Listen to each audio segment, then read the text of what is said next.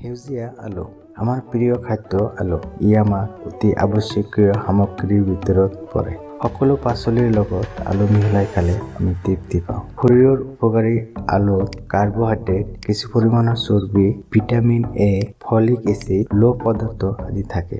ইয়াত পোৱা প্ৰেটিছ ইনহিবিটৰ নামৰ ৰাসায়নিক পদাৰ্থই বৃক্ষৰ কৰ্কট ৰোগ হোৱাত বাধা প্ৰদান কৰে। বজাৰত কিনিবলৈ পোৱা আলুৰ বাকলিত কিছু অংশ কেতিয়াবা সেউজীয়া দেখা যায়। এই সেউজীয়া অংশৰ পত্ৰশৰীৰৰ লগতে চলনাইন তৈয়াৰ হয়, গ্লাইক'এলকলাইড।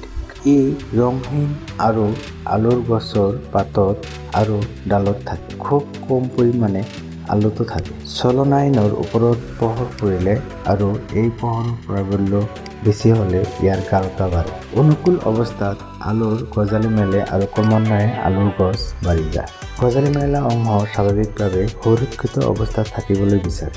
আনহাতে আহাৰ বিচাৰি অহা নিগনি, কেৰ্কেটুৱা আদিয়ে মাটি খান্দি আলু বাহিৰ কৰে আৰু ই মাটিৰ ওপৰলৈ অহাৰ বাবে পোহৰৰ স্পৰ্শত পত্ৰশৰীৰৰ লগতে চলনাইন তৈয়াৰ কৰে। এই চলনাইনে কুটি খোৱা প্ৰাণীৰ লগত কীট-পতংগৰ আক্ৰমণত আৰু বিকৰজাতীয় জীৱাণুৰ পৰা আলুক ৰক্ষা কৰে।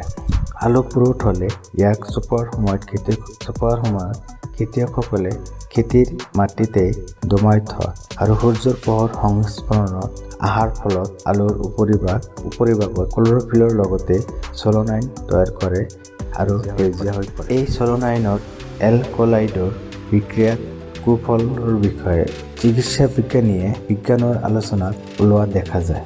ইয়াৰ প্ৰতি মাৰাত্মক দিশটো হৈছে এচি ষ্ট্ৰ' হ্ৰাস পোৱা। এই হ্ৰাসৰ পৰিণতিত আমাৰ স্নায়ুৰ স্পৰ্শতাৰ বৃদ্ধি আৰু মাংসপেশী কোষ খোৱা আৰু হীৰাৰ কিছু কোষ খোৱা, ভৰি টেঙৰা হোৱাৰ লগতে গৰ্ভধাৰণ কৰা মাকে বা দেউতাকে এই গ্লাইক'লাইড গ্ৰহণ কৰিলে জন্ম হোৱা সতি সন্ততিৰ বিকলাঙ্গ হোৱাৰ সম্ভাৱনা থাকে। চলনাইনৰ বিক্ৰিয়াৰ ফলত বমি, হাগা হ'ব পাৰে। খাওঁতে তিতা লগাৰ বাবে সাধাৰণতে এই আলু বৰকৈ মানুহে নাখায়। আলু ঘৰত ৰাখিবলৈ হ'লে প্লাষ্টিকৰ মোনাত, কাগজৰ মোনাত ব্যৱহাৰ কৰিব লাগে আৰু এই সেউজীয়া আলুৰ পৰা মুক্ত হ'ব লাগে। আন্ধাৰৰ শীতল ঠাইত আলুটো ৰখা ভাল, যাতে সূৰ্যৰ পোহৰৰ পৰা ইয়াক বাধা প্ৰদান কৰিব পাৰি।